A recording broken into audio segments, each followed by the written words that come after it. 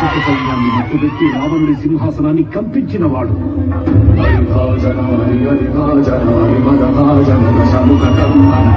చిన్న నిప్పురవ్వతో లంకా నగరాన్ని అగ్నిలో అలికినవాడు.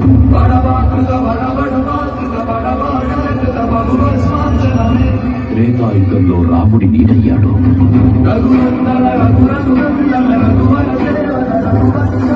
ద్వాపర యుగంలో కృష్ణార్జునుల రథకేతనమై గర్జించాడు. కలియుగంలో ధర్మం కోసం పోరాడే ప్రతి ఒక్కరి వెంట ఉన్నాడు. నీ వెంట ఉన్నాడు.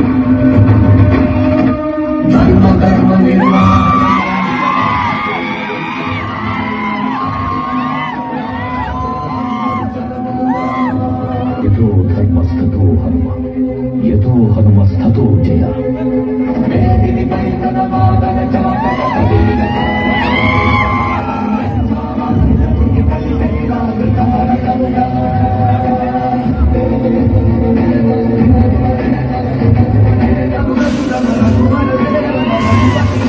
ద్వాపర యుగంలో కృష్ణార్జునుల రథకేతనమై గర్జించాడు. కలియుగంలో ధర్మం కోసం పోరాడే ప్రతి ఒక్కరి వెంట ఉన్నాడు. నీ వెంట